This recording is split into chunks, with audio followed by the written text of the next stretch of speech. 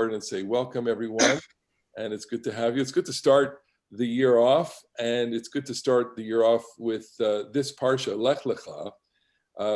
I feel always, after the holidays, we're a little tired, and Breshit and Noach are very dense and complicated parshiot. There's so much going on in them. Obviously, every parsha has enough packed into it. But I have to say, my own proclivities. I love talking about Breshit and Noah, but once you get to Lech Lecha, you're starting to talk about us. You're starting to talk about the Jewish people. You're starting to talk about family. And family is what we know most intimately, and family is what we can relate to. And we are, again, meeting our ancestors, which this is the joy of this study of reacquainting ourselves with all of these people. I almost feel a certain sense of grandparentage here, that I'm going to tell the story of my grandparents, and I get tremendous joy telling the story of my own grandparents, or even hearing about great-grandparents, people who I've never met, but whose legacy lives on in some way in my life. And I feel that kind of intimacy when I begin to study the stories of Abraham and Sarah, unlike the kind of intimacy that I would feel with Noah or Adam, the principal characters in the first two parshot. I don't feel a sense of kinship with them, even though obviously we're all related. We're all related to Adam. We're all related to Noah, but they're almost abstractions. For us, I think for all of us, Abraham, Sarah, Isaac, Jacob, Rebecca, Rachel, Leah, we live with them. We are almost in the tent with them. And it's not an accident that consciously or subconsciously, I go back to the beginning, the real beginning of the Jewish story, which is Abraham, and the words that define the beginning of the story, which the words are Lech Lecha, from this week's Parsha. So with your permission, I'm going to just put up the texts and we'll have them, I'll read some of this for you. And what we're going to do is we understand what the text comes to mean to us. And because I think I'm going in a certain direction here, set aside the classic midrashim, although we'll touch on them.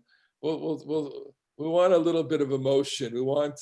We miss that emotional contact with these texts. I spent so much time thinking about them historically, theologically, and in so many other ways, literarily.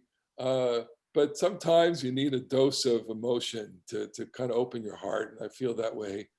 That is something that we need. So let's go right into it. This is the text. The text is, I'm going to just share this with you. I'm going to just reacquaint myself with the keyboard here. Here we go. Share screen. Boom. And there we go. So if you can all see, I have on the left side of the screen the text here that I want to just, it's the first verse. Well, we'll do the first few verses. Okay, and with some classic interest. So, Vayomer Adonai el Avram, Lech Lecha, Artzecha Mimolalecha Mibeit Avicha, El Haaretz Asher Areka. The Lord said to Abram, note that his name is Abram. I always make the mistake, but honest. Go forth from your native land, from your father's house to the land that I will show you. Ve'escha legoy gadol. I will make you a great nation. Ve'avarechecha. I will bless you. Va'agadla shemecha. I will make your name great.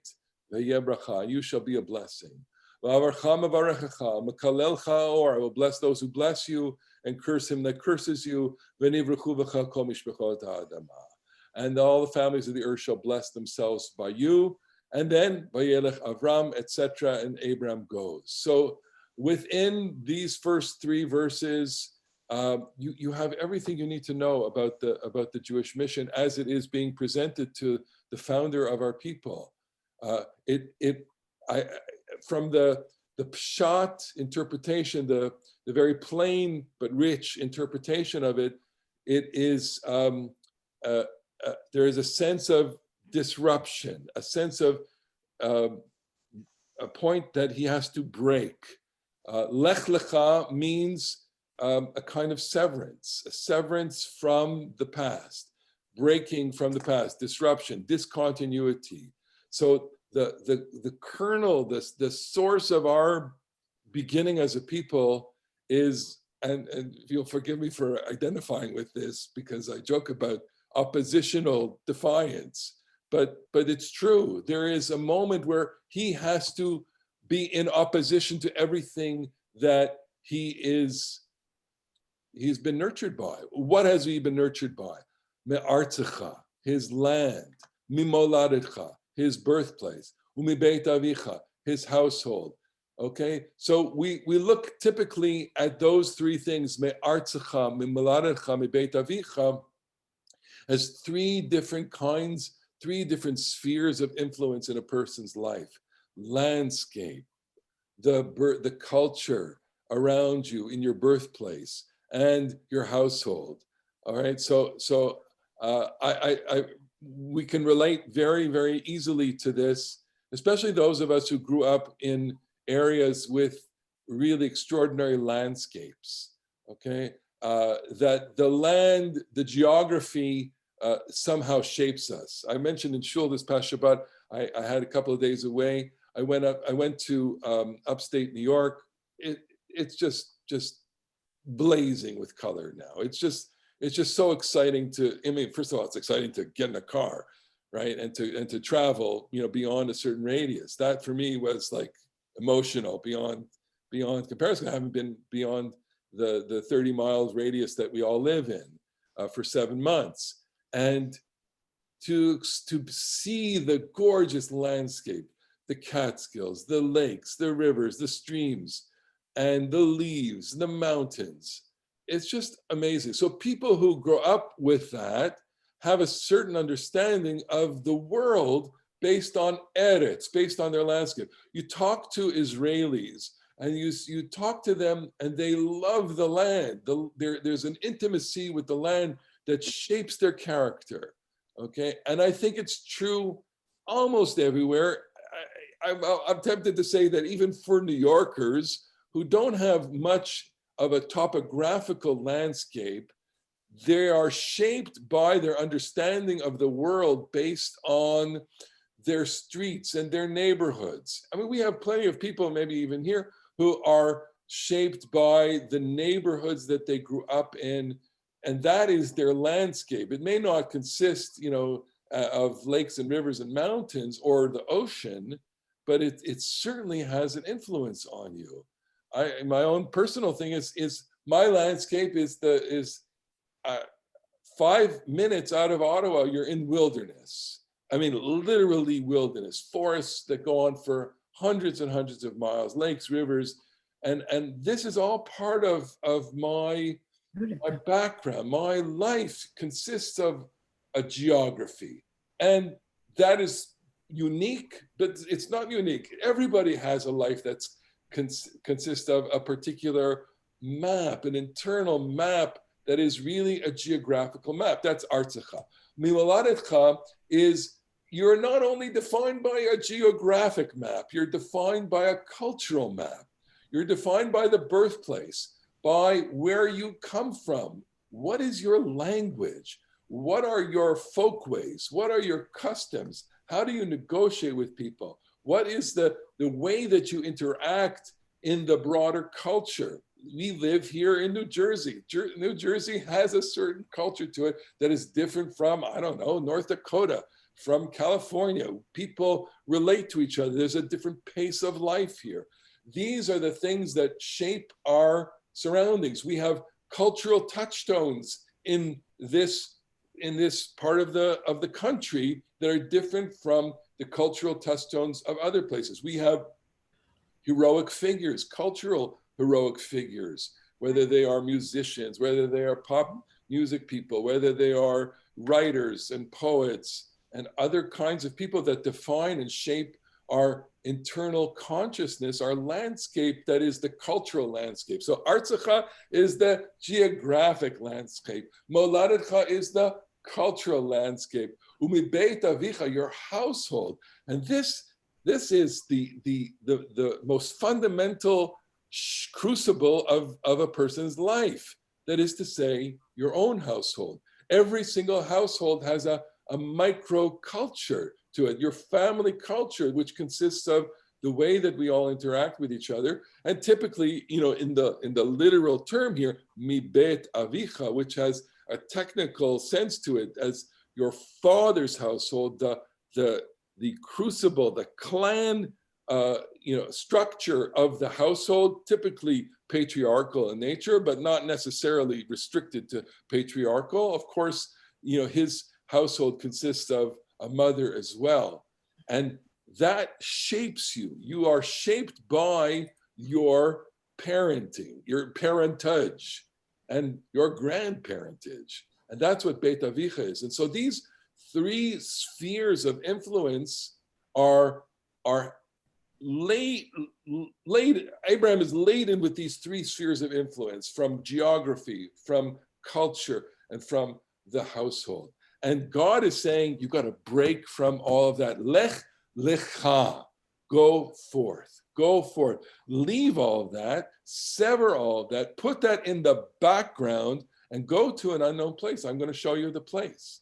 And then the promises, which itself we can spend, another half hour on the promises. But I want to focus on just the words Lech Lecha, having defined that God is saying to Abram, you have to make these breaks from your fundamental geography, your native culture, the culture that is around you, that populates your consciousness, and your household, which is the most intimate shaping of your life. You have to sever that and go to a new geography, essentially go to a new culture, and establish yourself as a new household. Okay, so we know that Abram, in the backstory here, the only thing that we know about Abram is that he's married and that he has no children. He's married to Sarah. He has a father that is Terach. He had a brother, Haran, who has died. I think that is very significant. I think it plays out in the story in ways that have not been fully examined by most of the commentators, but we're not going to deal with that. And that he has to leave all of that. And the word that troubles every single commentator is lecha. It's because the text would have been sufficient had it said lech, go, right? Get out of here, lech. But we know that the Torah is highly compact and that every word belongs there. And if it doesn't belong, then we have to make it belong.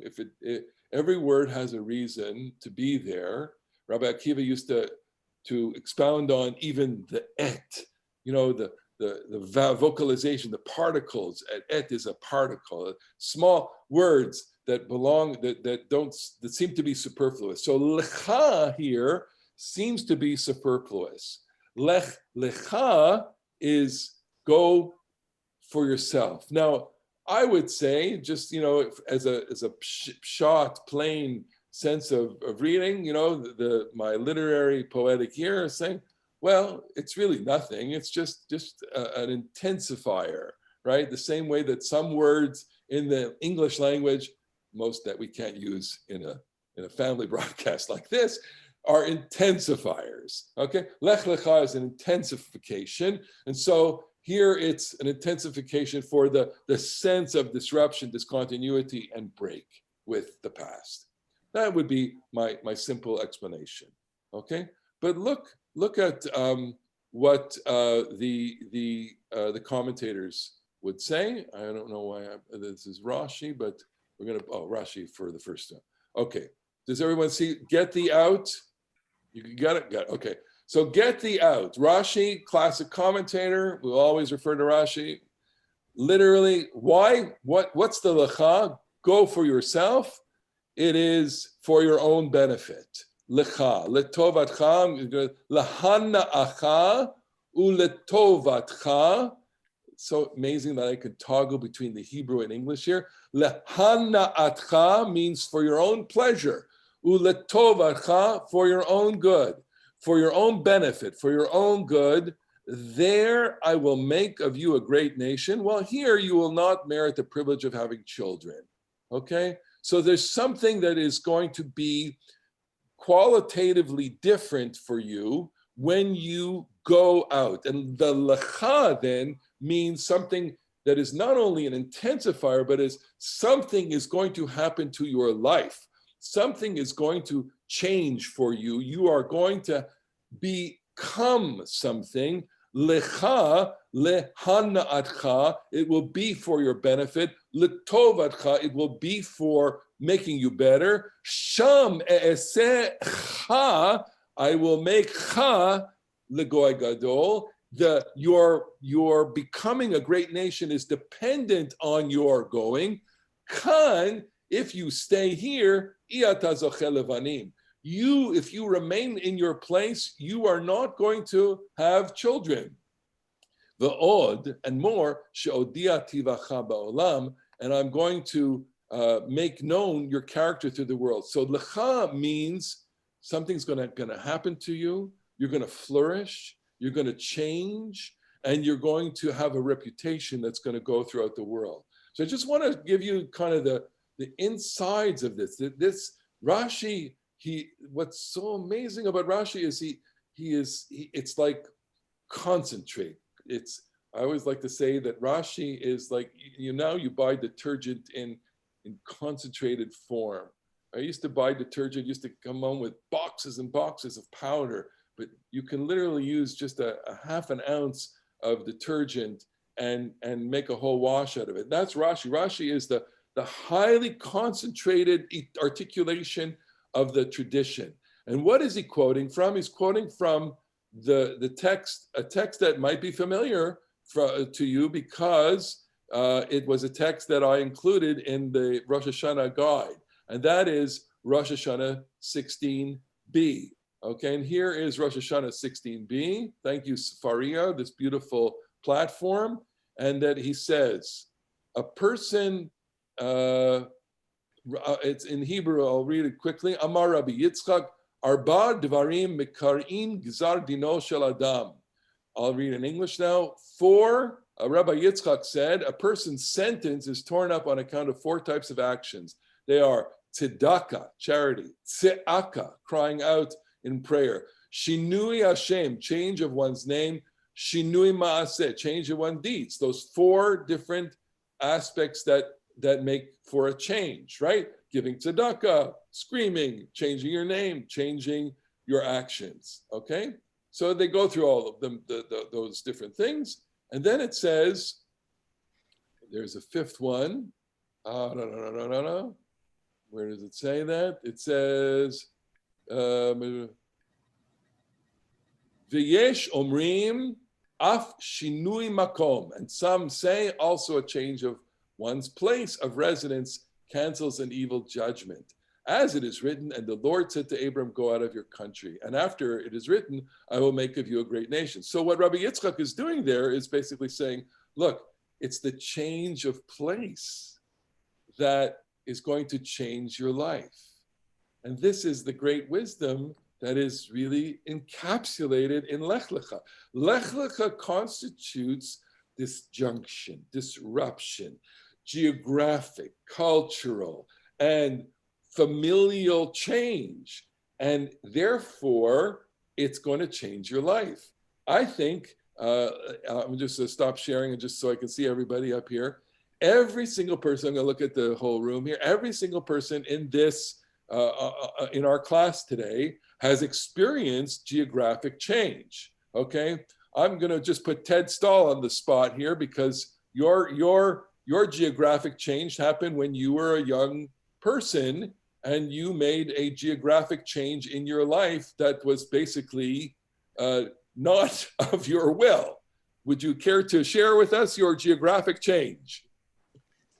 Well, my family moved from Germany to the United States back in 1934.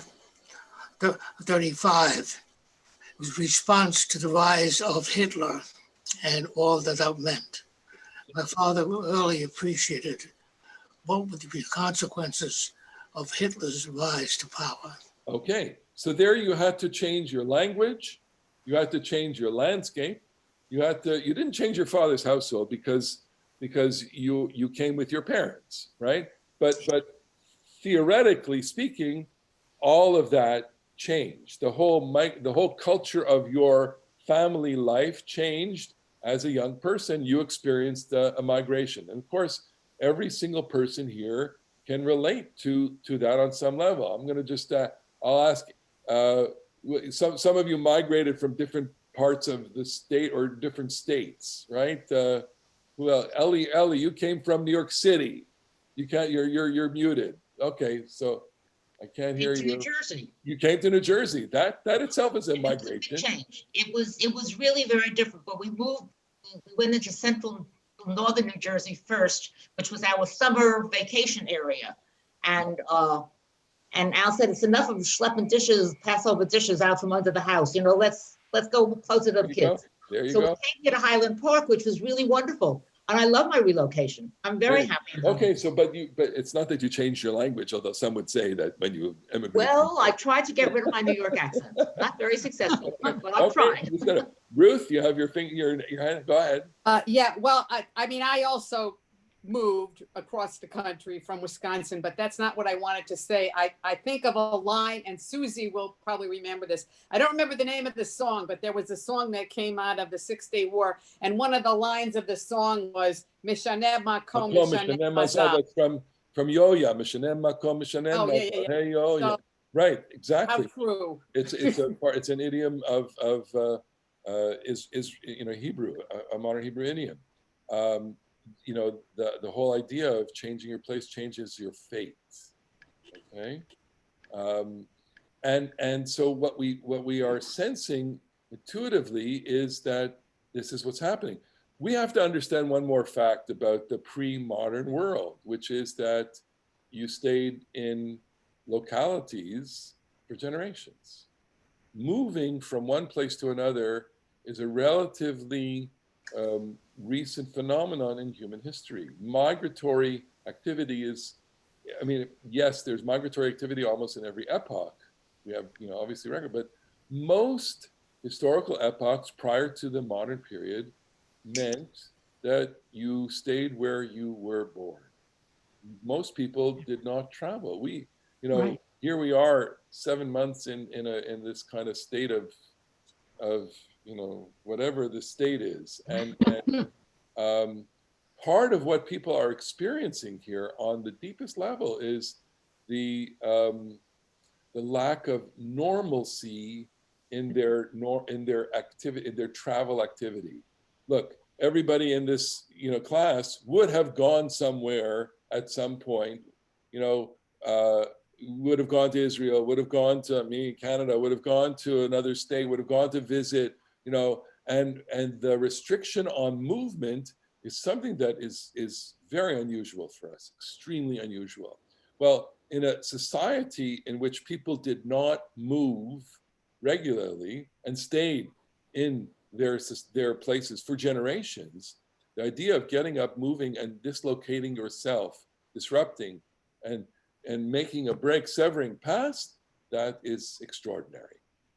And that is the simple, plain explanation of the text, and that is reflected in the text that I showed. I just want to bring it up on the screen again, okay? And it is this Talmud piece, which is the change of one place of residence. Shinui makom, all right, changes, cancels any ill judgment, and that gives rise to the idiom, the Hebrew idiom, mishaneh makom, mishaneh mazal. Change of place, change of heart. Okay, and so now we're going to just we're making a transition right now from the plain sense of the text, the midrashic sense of the text. We're going to go into a little more spiritual, mystical, Hasidic, philosophical, meditative. I feel this is not my normal territory, but lately I've been dipping into this literature only for the sense of a little bit more emotion, a little bit more spirituality, a little more poetry, a little more, we'll see. So I've called this the many meanings of Lech Lecha. And here we have a Hasidic rabbi whose name is the Rabbi Aaron of Karlin. Here we go. And here he is.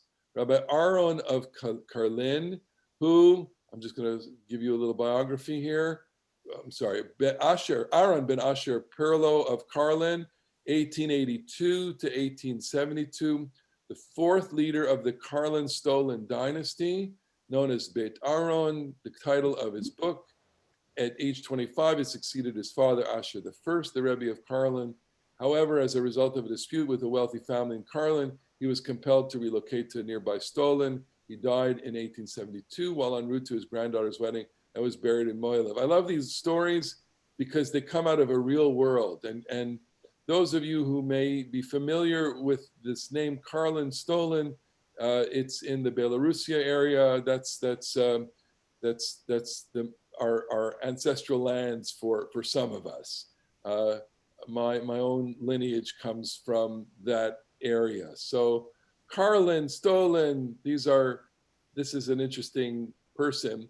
And the reason why I gravitated to this is because this comment tends to be anthologized in, anthologies of biblical commentaries, the kinds of books that rabbis use when they put in their back pocket when they need a Dvar Torah.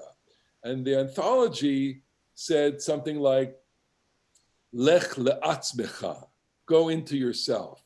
So I was very curious to see the real source of that. And I'm not sure if this is exactly the source of it, but this comes as close as I can. The idea of, so when it says Lecha, that means, that's not a superfluous word at all. Lecha means taking an inward journey, a journey to the inside of your life. And that's why I'm calling this the many meanings of Lech Lecha. In the first half of this class, I expounded on the external aspects of journey, which is disruption, dislocation, discovery, all that this is, right? You're leaving and you're setting out on a journey, and that, of course, is one of the classic motifs of all literature, right?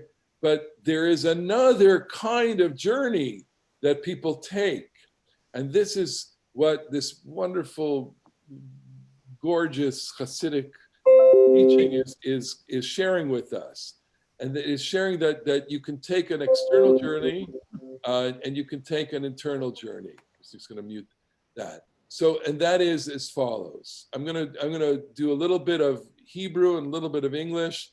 I know some of you have this is my translation, so I invite you to correct my translation. Those of you who are so inclined. Lech lecha me'artzecha. Okay, that's our verse. Hainu means, what this means is that each person has to make a halicha. Hainu shetzarich kol echad, that kaf aleph is kol echad, lirot la'asot halicha la'atzmo, l'chol davar shebektusha. Everybody has to see to make a halicha, all right, which in English would be each person has to make a halicha. Each person has to make a walking journey. That is to say, each person has to journey by getting up with your body or going, okay? Halicha, there are obviously different levels and of resonance to the word lalechet. Lalechet in Hebrew means to go. Lalechet also means to walk. So you can go, obviously, when you're seated, right? I can go in my imagination. I don't have to get up with my body. So there's the sense of movement that is implied here. Kol echad tzarich la'asot halicha la'atzmo. Everybody has to make their own journey. L'chol davar shebikdusha nitzrach lo. For all the holy things that he or she needs. He or she needs. Chol davar kedusha. So what's anthologized is everybody has to make their journey to themselves, or an inward journey. What they lop off in the anthologies is l'chol davar k'shev'gedusha. Okay, so what the journey is a spiritual journey. Every single person has to undertake in his or her lifetime a spiritual journey. Wow. So Lech Lecha is not just geography. Lech Lecha, of course, we understand this intuitively, that he's not only making a geographical journey, he's making a spiritual journey for the things that he needs and for the things that we all need. What do we need spiritually? Some of us need the journey of awe. Some of us need to understand and to experience God in a different way. Some of us need to be tactily involved with ritual. Some of us need to be involved and engaged in wisdom, in the study of Torah, and in prayer. And he's directing his audience to the experience that you have to move yourself from the complacency of where you are to a new place, maybe a higher place. And then he goes on, and God forbid, not to be, God forbid, enslaved to anything in the world. This is a remarkable statement. He's saying that place or your own situation creates a kind of enslavement that we always have to be in a process of breaking through our inertias. There are things that hold us back. And all the things that I rhapsodized about before, your landscape, your culture, your father's household, they have positive effects on you and they have negative effects on you. The positive effects are self-understood. We get everything from the environment and the culture and our homes. But we get, as much as we get good stuff, we can also be enslaved and trapped by them in the sense that they foreordain what we are going to become. For example, right? When you grew up in a certain kind of family, you were expected to follow in that family's footsteps.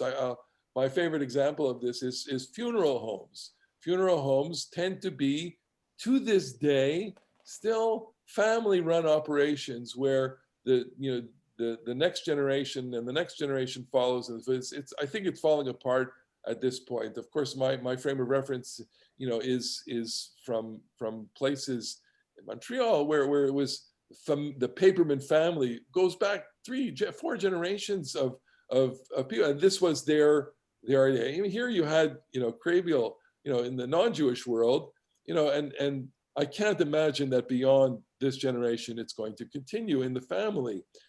And the point is that if you were a blacksmith, your child would be a blacksmith. If you were a merchant, your child would be a merchant. If you were, all of these things determined who you are. And he's saying, Lo liot chas v'shalom meshu'abad shum davar. You should not be enslaved to anything in the world, only to become a servant of God. Rak l'she'abed et atzmo la'kadosh baruch hu. You should align yourself with one principle, and that establishes your freedom. Kima shekatuv chazal, as the sages said, if I am not for myself, who will be for me? In other words, you are an autonomous creature. You determine who you are. You determine your fate. Your fate should not be determined by your locality, by your culture, by your household. You have to do the internal work to figure out who you are. I mean, this speaks to everyone. And he's writing in the 19th century. He's saying this, to an audience. He's way beyond his time, or maybe it's such a timeless teaching. Okay? Don't depend on your friends. I love that. Don't depend on your friends for your own spiritual benefit. You have to break from your peer group to establish yourself. Yes, of course, all Jews are responsible for another. Now we all depend on each other. We're all wrapped up in each other. We're all intermingled in each other's lives. Vayomer hareyesh li chelek b'mitzvot she'aser chaver. But you can't say I'm going to depend on everybody else, which I love that statement because it reminds me so much of what people say, and sometimes I say it even myself, which is, when people say to me, Rabbi, it's okay, I'm not going to go to shul, you'll daven for me, right? You'll daven for me. You'll do that for me, okay? Or you'll say Kaddish for me. Yes, of course we want to, help people, but you can't do that. You have to do it for yourself. I can't make Shabbos for you. I can't daven for you. I actually can't say Kaddish for anybody else, but for myself, right? We can't depend on everyone else to do our own mitzvot. You have to, Lecha, you have to go on your own journey. Chas v'shalom. Rak shetzarich kol adam, everyone has to make an effort. Liga atzmo b'Torah, you have to approach Torah. You have to touch Torah. V'lo liot chas v'shalom omed. And don't be standing in the sideline. Don't be standing still. Rak tzarich lelech b'chol yom midraga ledraga. You have to go every single day from one step, from one level to the next. V'lo ya'amod b'madrega chad chas v'shalom. And don't stay standing still. The religious, spiritual life is a dynamic life. The life of the soul is never stable. The soul can't be complacent. The soul can't be resting only in a monastery. It can't only be suffused by the still waters, by calm. You have to always be engaged, and that's Lech Lecha. Lech Lecha is going on a journey that's going to confront you and challenge you and make you question things and get you moving from one level to another. Ukemosha Amar, and as he says, it's Adoni Avi, Aleph is my father. And he's quoting his father here. Kemosha Amar Adoni Avi Zecher Tzadik V'Kadosh Livracha, of sainted and holy, blessed memory. Alzeh Di'ita Bigmara, on a passage in the Talmud. And here's the passage in the Talmud. If one ate and rose, drank and rose, he is liable for death. And this is a fascinating little statement in the Talmud. It's about being just unable to enjoy your life in a slow way. Okay, I'll share with you the text in a second. But just we'll finish.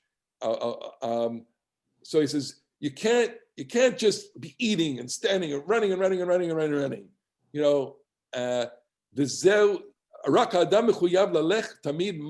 A person has to be going higher and higher. And that is the sense of the text. Go forth from your land. Hainu, meaning ha'artziyut shelcha. You have to go forth from your earthliness, from the things that make you just a regular creature. Umi moladetcha, hainu sheish dvarim she'olam mekalkel. You have to leave the things from your birthplace. There are things that are circumstances our birth ruins. You have to set that beside. Such a radical reinterpretation of the text here. You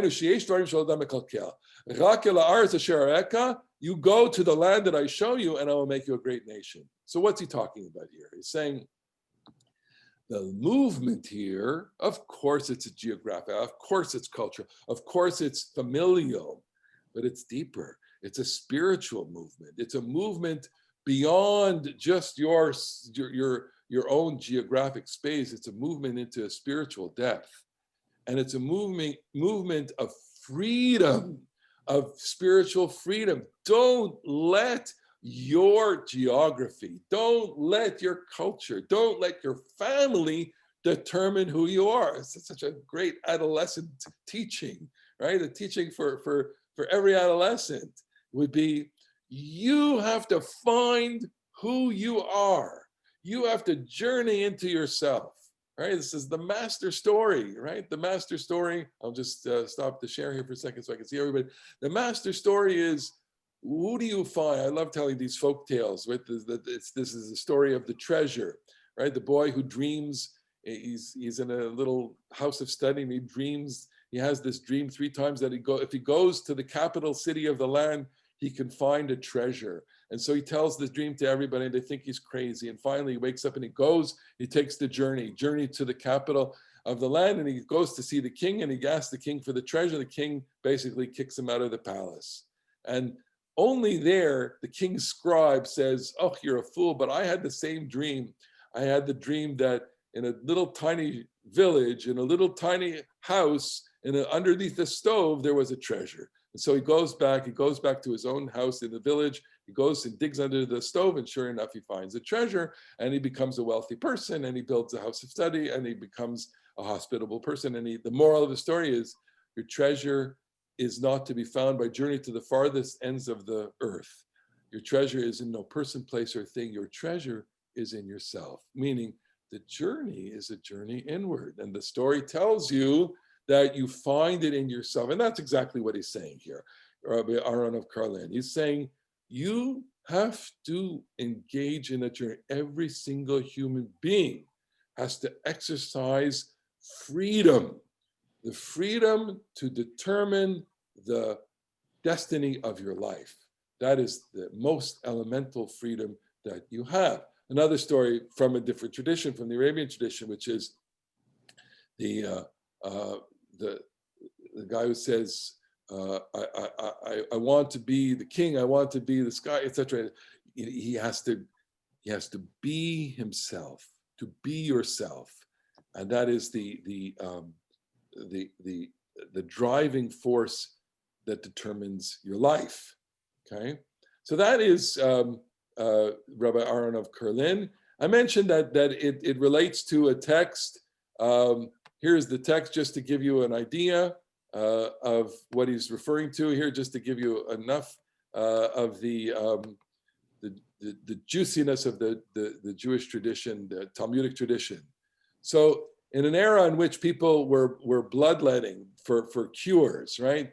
You went to your local doctor and they said, you have an ailment, and in order to cure you, we have to take some blood from you. Okay, that was medicine up until, I think, about a century ago.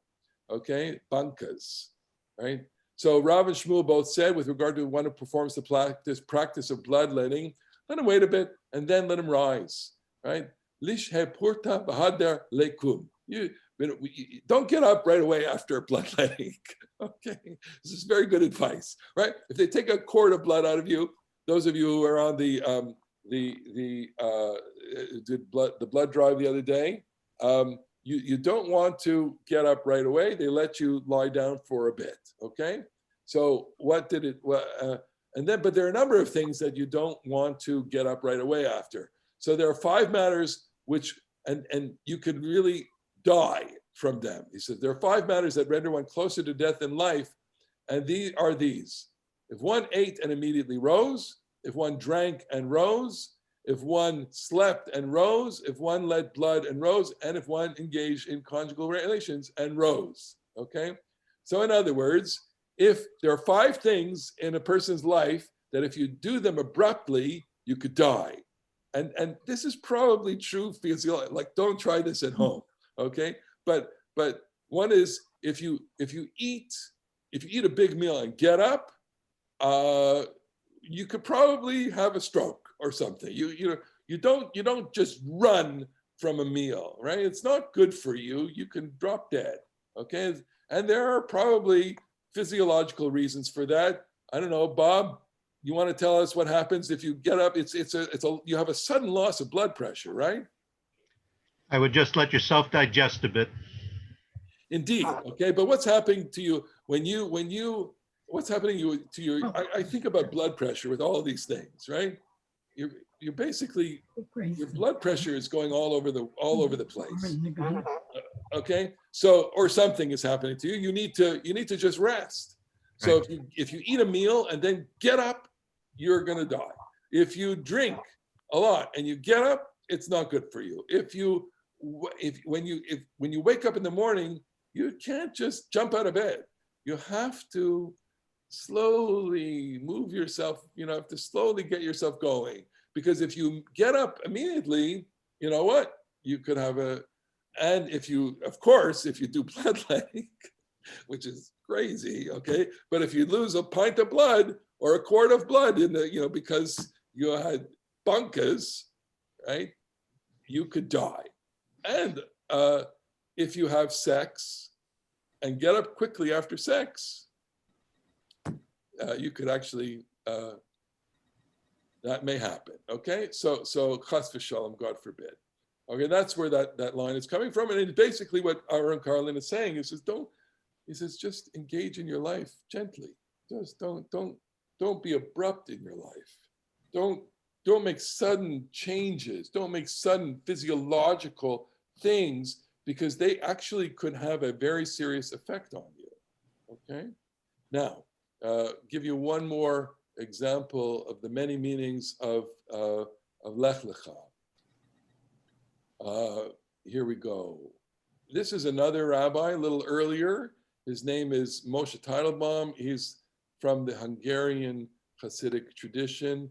If you know Elie Wiesel, Siget, this was, and the late Dvorah Hilsenrath, she came also from that area. And this Moshe Teitelbaum is an 18th century figure, and he is saying what Lech Lecha is meaning in his way. So a little more opaque Hebrew language. I wish I had much, more Yiddish in my life, because if I knew Yiddish, I could probably understand what he was referring to here. And I'm missing a few of the Yiddish is their first language, maybe Hungarian too, but things are Yiddishified in this Hebrew. Lavinze, understand this. So it says Lech Lecha twice. Lech Lecha for going from Ur Kasdim, Abraham, and Lech Lecha when Abraham is told to take Isaac to Moriah for the Akedah. It also says Shlach Lecha, right? Moses is told, Shlach Lecha, send Lecha. So we have to understand, he's saying, he's just raising the question. Lecha is superfluous here. V'chein Lech Lecha eretz Amora, v'chein Shlach Lecha.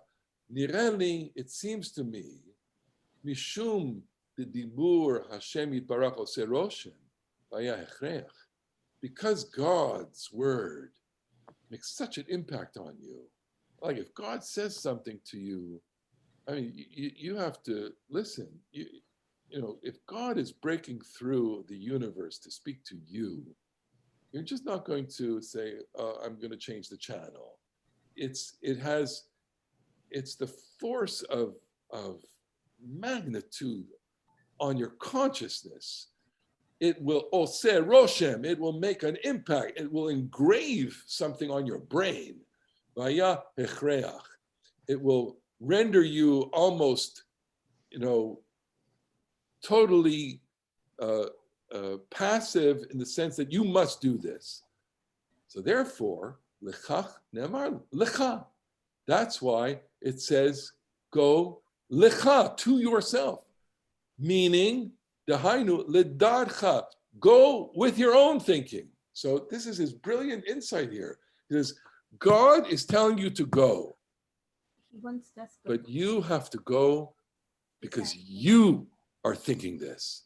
It's one thing for me to tell you to go, and any parent of a young person or an older person will say the same thing.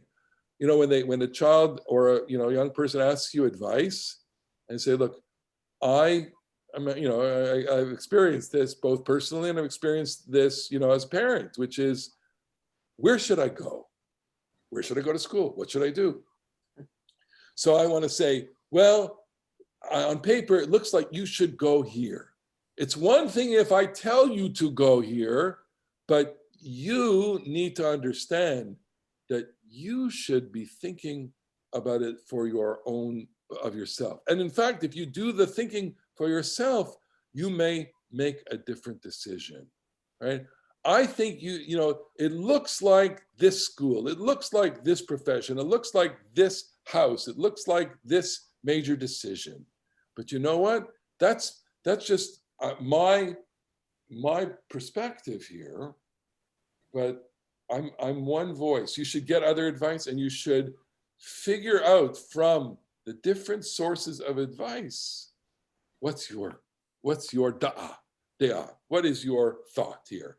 So that's, I think, it's a brilliant insight.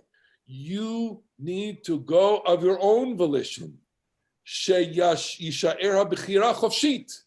that it should be made of freedom. And this is why this is a beautiful, theme that runs through these two Hasidic commentaries, that they see a compulsion in God telling Abraham where to go, but they also want to make room for Abraham's freedom to go of his own volition. Bavenze, you should understand this. This is beautiful. This is wonderful upon reflection. I'm thinking that the Beit Samech Dalet here is salka da'ati, not b'siyata d'shmaya, not with God's help, but it's, this is my thought here. This is what, upon reflection, ha b'dvar Hashem shamayim nasu. This is like what is reflected in the verse from Psalms, by the word of God, the heavens were made. God made the heavens out of volition, out of will, right? You need to act on your life with your own will, your own freedom. And if the free will exists in human beings, and if it is the desire of the Creator, blessed be He, but if in privately commanding him, how could it not make a compelling kind of force on Abraham? Because Abraham's a creature. Abraham is just a being. God is speaking. He's going to be forced by that. Lecha means he's got to go of his own free will. Rather, that is the way of the command that was made in order not to make an attractive impression. It's very difficult Hebrew here, but I think you get the point. The point is that God, how can you not listen if God is speaking to you, right? God has so much authority. We tend to poo-poo this. And I think it's part of the idea that we live in such a secular world and time and a milieu where the voice of God and the word of God is something that we think of as a dream or a fantasy, or worse, something that only crazy people hear, right? If I got up in the street and said, I heard the voice of God speak to me, you'd think I was a fanatic or worse. And if I then told you what to do because God was speaking to me, you'd have a real problem with that. And I would say that that's not a bad thing, considering what kinds of things people do when they think that God is speaking to you.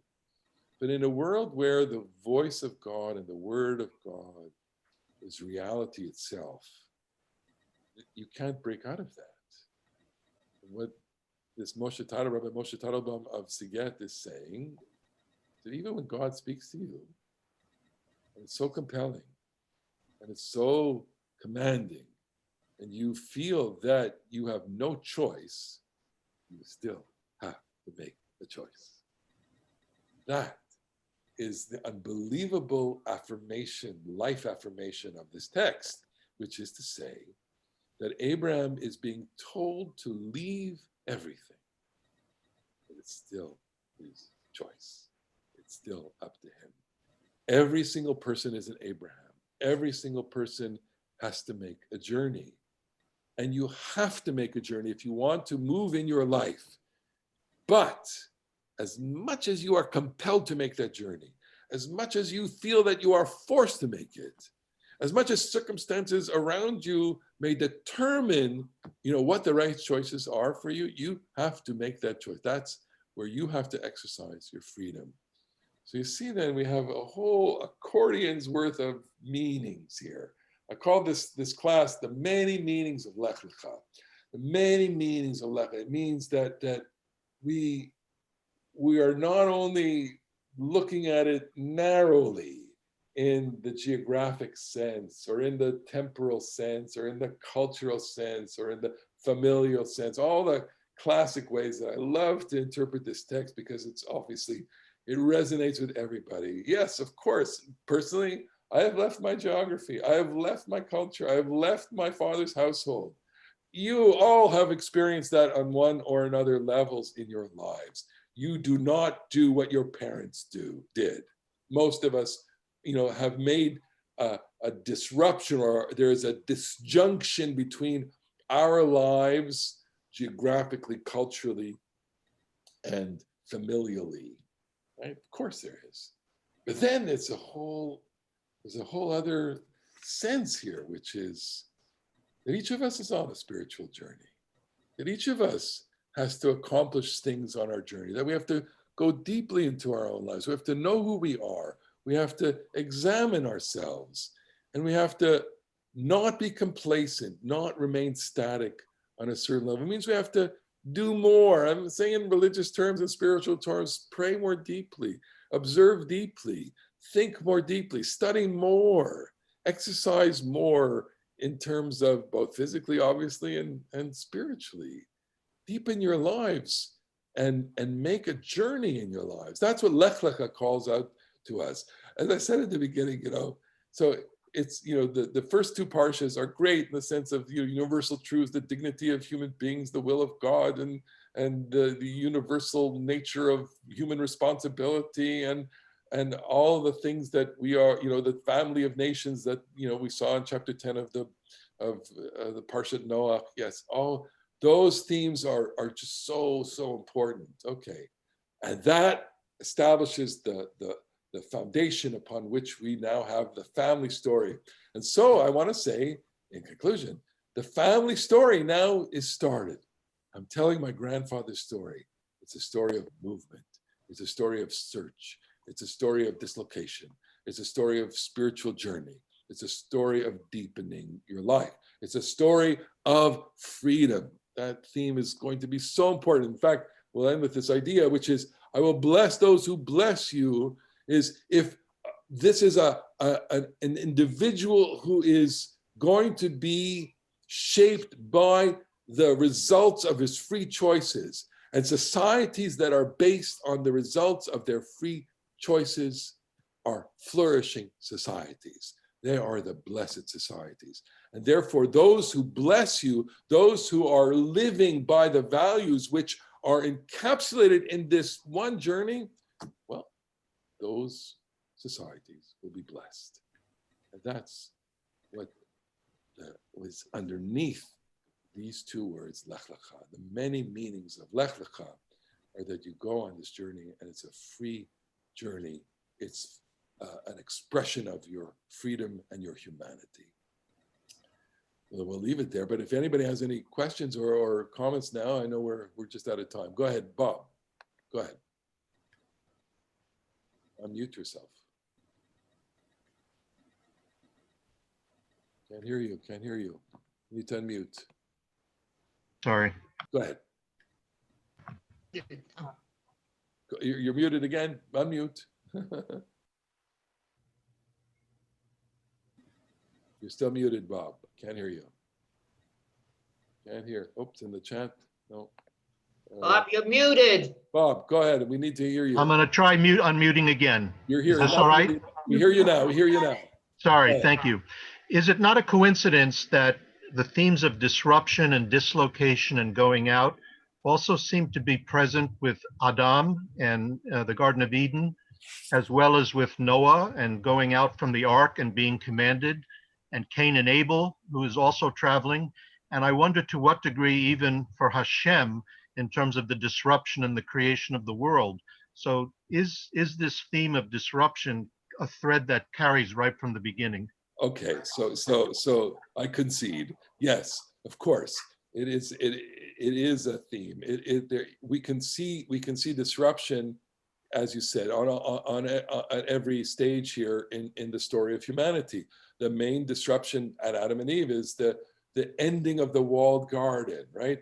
That you have to leave that place. It reflects obviously I think the deepest human experience, which is the encounter with the unknown. After all, Adam and Eve, when they leave the walled garden, they're living on the boundary of their safe space and the uncertainty of what lies ahead. And that, of course, is what shapes human experience. And of course, there's nothing more disruptive than murder. That's Cain and Abel, right? That is the literally earth-shaking experience that disrupts and changes the course of our understanding of human history, the taking of a life. And Noah, is again a perfect example of disruption, where the entire world is destroyed or dissolved and restarted. So all of those are evocations of that important theme. But as I say, here again, it's my own proclivity. We do not live in the disruptive consciousness of those characters as much as I think, we are drawn to, what Abraham has experienced. Because after all, we're gonna, I've only did 3 verses with you. There's now, 5, 6 chapters of what is going to happen to him, and notice that it's one after another, and Abraham will, immediately after, journeying to Canaan, he's going to go to Egypt, he's going to have another experience, and then finally at the climactic point, he's going to have, an experience where he has to leave and take his son to sacrifice him. What could be more disruptive and dislocating than that? So we focus. I'm drawn to this because Abraham is a character that we're related to. That's what I'm saying. Yeah. But you're right; those themes are present right from the beginning. Go ahead, Gital. Unmute. You need to unmute. Unmute. Yeah. I did. I'm sorry. Connected but not connected. Now that the Yom Tovim are a bit behind us, are you going to resume printing out the Parsha of the week? Because I always like to study it on Shabbos. I don't go to shul. It's a nice. Yes. You know what? Thank you. I'm feeling the love here. Okay. I really appreciate that. And this is today. I got 2 or 3 questions on that. So there will be something of an interpretive nature coming to your inbox soon. Whether it's a recorded speech or a little sermonette or a parsha. We're doing the parsha talks. They're a lot of fun. Problem with the recording is I can't listen to it on Shabbos. Oh, no, okay. So I one of the thoughts I had is just to produce again a sheet that you can print out and do this. So yes, thank you. I appreciate that very much. Okay. Rabbi, in the previous source, I think what he's saying is liyagea atzmo batorah. Liyagea, meaning? Yeah, to tire himself out. In other words, you have to work. Yeah. Liga is a different. Okay. Liga is nun gimel ayin. I'm going to change the translation. Just a second. I'm going to you'll watch me how I do this here. So it's back to this. So that's why there's 2 yods to tell you that it's liyagea and not liga. It's in the middle somewhere. No,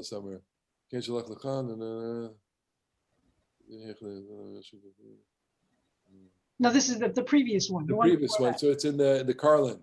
Yeah. Up, I think it's up a little higher. More. I don't see it.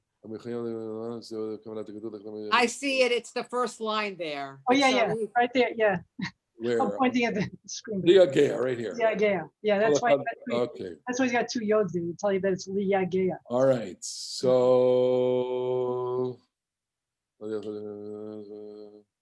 All right. I will change it. Thank you very, very much.